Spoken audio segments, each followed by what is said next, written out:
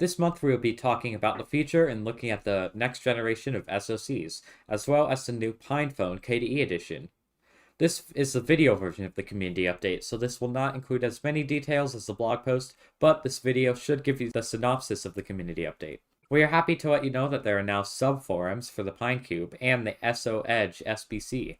We also now have Discord channels for the Pinecil as well as the Nutcracker challenge. And if you use another platform for chat, then we will be setting up more chat bridges for other protocols soon.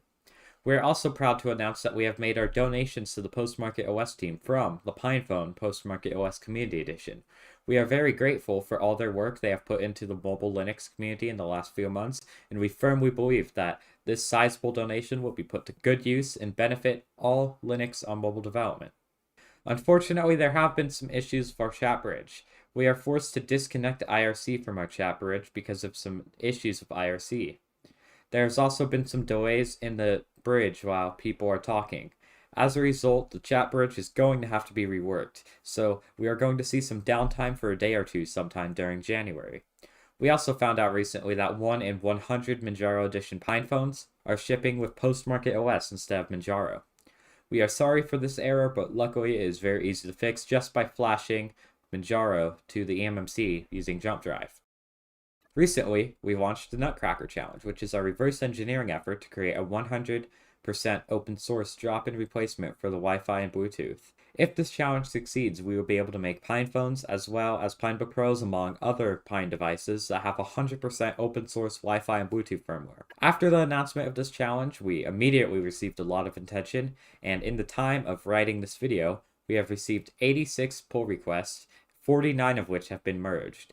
All of this effort was made by 37 contributors who will be rewarded by the Pinecone evaluation board. The first very small batch of Pinecones have already shipped, and the second one is being manufactured. Even though the developers and contributors don't have any hardware available yet, they have made great progress on analyzing the blobs, improving documentation, and fixing bugs in the SDK. We are also happy to announce that Buffalo, which is the company that designed the chip, has promised more documentation and low-level code, and they have already provided us with an improved datasheet and reference manual. We have picked our SoCs for the next generation of Pine64 products. In the future, we expect to replace the RK3328 SoC used in the non-pro Pine64 devices with the RK3566 SoC. This will provide more power as well as up to 8 GB of RAM and faster I/O. Don't worry too much about upgrading your Pine64 products, though, to the new generation of SoCs. Mainline kernel support for this SoC is very far out, so these SoCs will not be in Pine64 products for quite a while. LTS devices, as well as the PinePhone and original Pinebook, will still be supported for a very long time. At first, we are going to be creating 2 new single-board computers with these SoCs.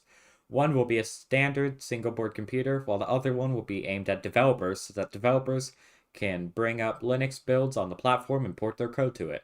But this is just a portion of our strategy for the year 2021 and beyond. We have many more announcements to make in the next few months involving these new SoCs. We're teaming up with the KDE community to develop the next community edition of PinePhones. This is the first PinePhone batch that ships with a Plasma Mobile UI as opposed to a Phosh or Lomera UI. We plan on having pre-orders for it starting December 1st, so expect a blog post announcing this edition's availability soon. This edition comes in the same 2 previous hardware configuration options as the Manjaro edition, with one configuration having 2 GB of RAM and 16 GB of storage, while the other one having 3 GB of RAM and 32 GB of storage. This edition also ships the same board as the Manjaro edition of the PinePhone, and as usual, the proceeds of the KDE Community Edition will go to the KDE community. Shipping of the Manjaro Community Edition is going very well. In fact, we started shipping ahead of schedule, and EU shipments have also gone really smoothly.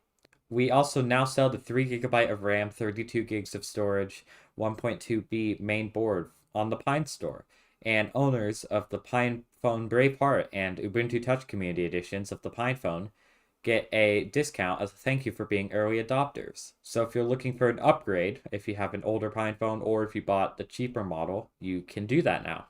On the software side of things, there have been some major improvements made to Maggie's 5.9 Linux kernel, including some things that even end users will notice, such as improved voice call quality, more stable Bluetooth support, and automatic video out through the USB-C dock.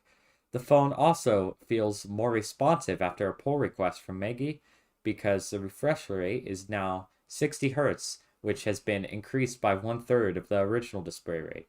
Because of this, many PinePhone OSs are adopting Maggie's new kernel changes.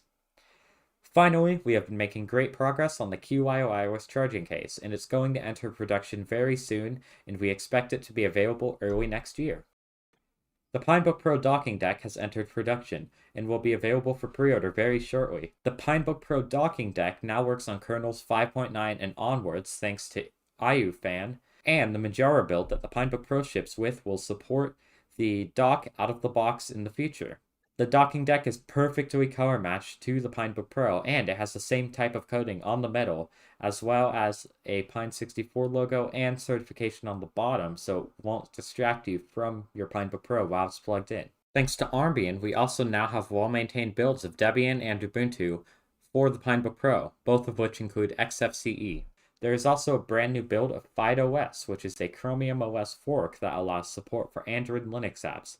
So if you need a Chromebook for you or your kids, this runs very well on the Pinebook Pro.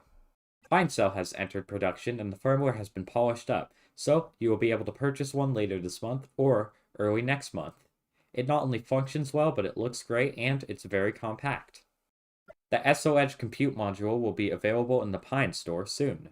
We are aiming for it to be available sometime in December, and the progress of the software is going very well. We currently have some builds with the BSP kernel, but we are making progress on mainlining the SoC for the SOEdge, so soon it will be able to run mainline Linux. The wiki page for the SOEdge is also now up, so if you are an early adopter, please make sure to contribute to the wiki page for the SOEdge.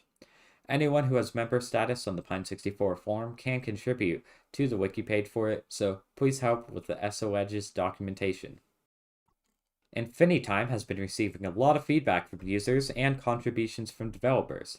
InfiniTime 0.9 came out with a new music app, an improved notification UI, and many bug fixes. The Gadget Bridge app also now has support for InfiniTime's music app, and you can now upgrade InfiniTime's firmware over the air. JF and Daniel T are also working on a tool to allow over-the-air updates to upgrade the bootloader for both InfiniTime and Wasp OS, and work is being put into making the bootloader more reliable. The PineCube's early software is progressing very well. We currently have an internal build of Debian running the mainline kernel with some patches, and it already has all of the core functionality. Thank you to Gammy for making massive strides on the software for the PineCube. We also now have a PineCube subforum, and much discussion has been taking place on the PineCube Discord chat. And please contribute to the PineCube wiki page. That's all, folks. If you're interested in more videos about Linux software or hardware, then check out my YouTube or LBRY channel called Pizza Living Nerd. Also, special thanks to Gammy, JF, Lucas Zerzinski, and Martajine Bram for help with this video script, as well as taking B-roll footage for this video. Thank you.